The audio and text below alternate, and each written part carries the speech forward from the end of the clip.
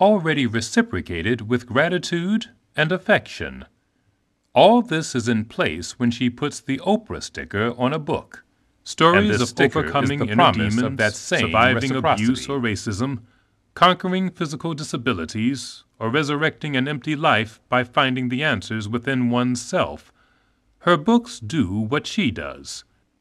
They flatter readers by trusting them to find their better and more compassionate selves.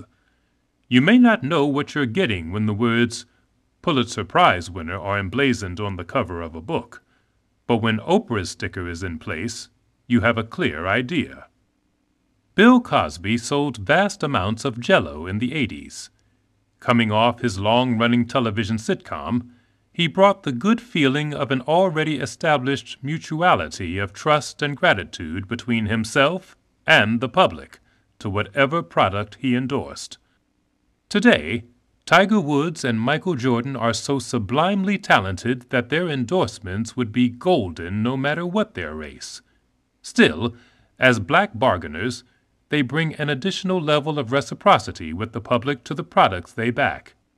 Even the despicably infamous O.J. Simpson, in his iconic Negro days, ran through airports for Hertz Rent-A-Car, as a black whom everyone was flattered to like.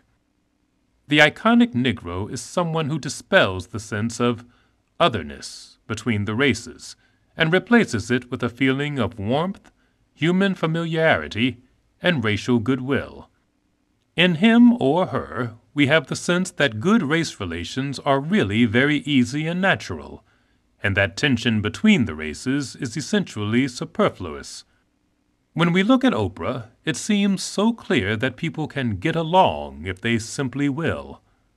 Isn't it just our troublesome racial memories that keep imposing otherness on us?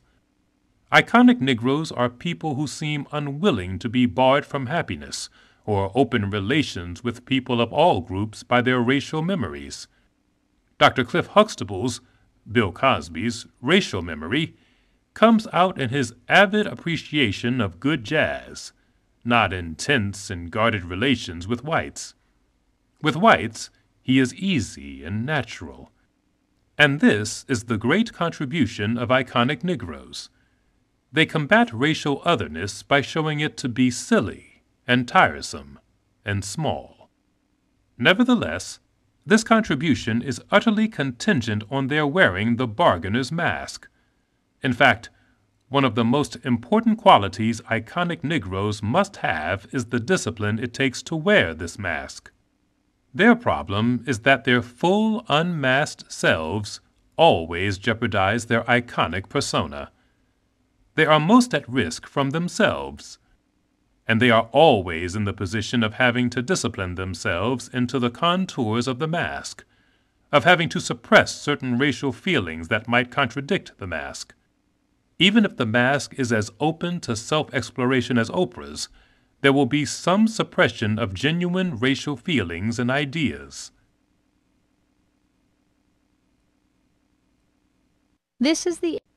Sidney Poitier felt that Hepburn and Tracy were a bit racially insensitive when they so thoroughly scrutinized him at such an advanced point in his career. If Sidney lacked discipline, if he let them somehow see his peak at such treatment, he would lose the capacity to offer them the benefit of the doubt. Instead of offering them innocence, he would offer them suspicion.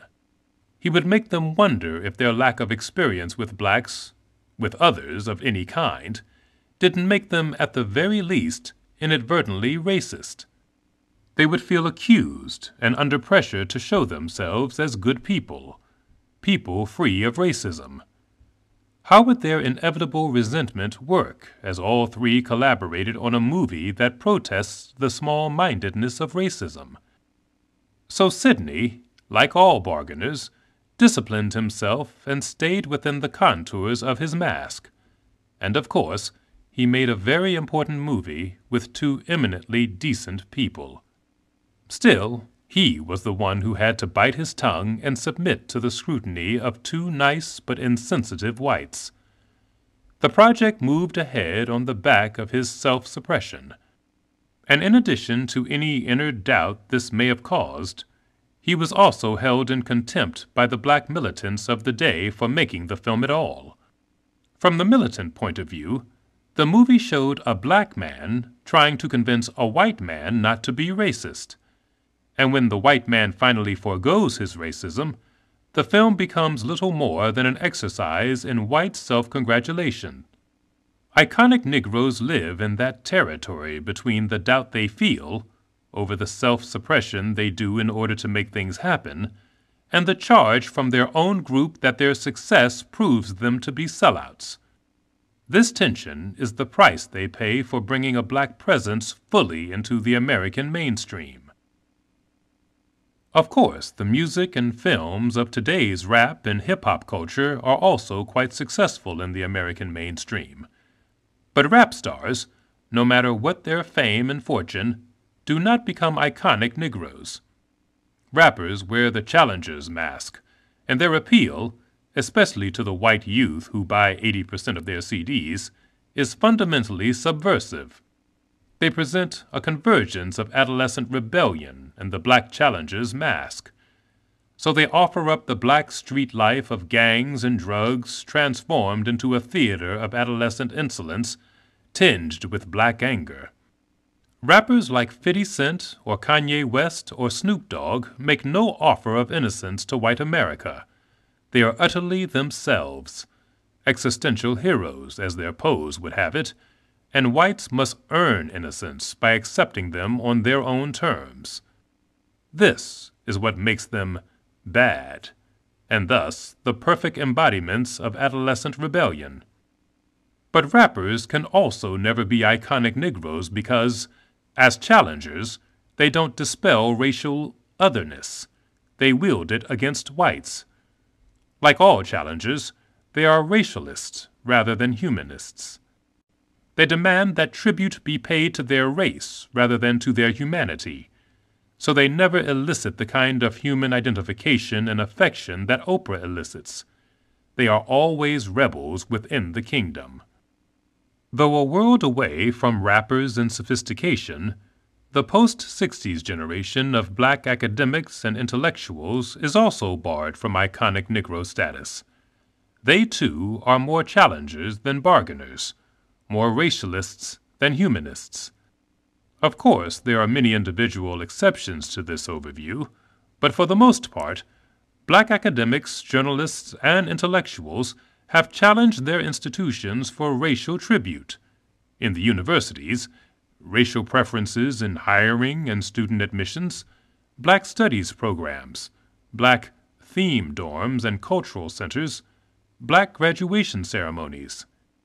In the newsroom, diversity hiring programs, race-sensitive language guidelines, special race beats, the demand for minority management, and so on. And today, the prevailing dogma in American higher education, and to a lesser degree in American journalism, is the racialism of multiculturalism and diversity, both the fruit of relentless black and minority challenging over the last 40 years. Challenging has been an extremely fruitful mask for blacks in these areas. Universities, newspapers, magazines, educational and cultural foundations, even many corporations have literally tied their institutional legitimacy to evidence of their racial goodwill. They have reflexively rewarded even absurd black and minority challenges, racial theme dorms, politically correct language guidelines in news organizations, simply to make a show of that goodwill. All of this was clear in the 2002 confrontation between Harvard University's president, Lawrence Summers, and the black Harvard professor, Cornel West. When President Summers asked West to do more serious academic work, West had been away on the lucrative college speaking circuit and had even made a rap CD. It was Summers who ended up eating humble pie.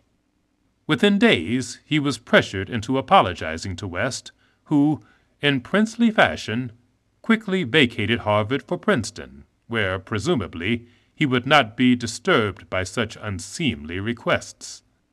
The fact is that challenging has given blacks an autonomous, almost sovereign authority within universities.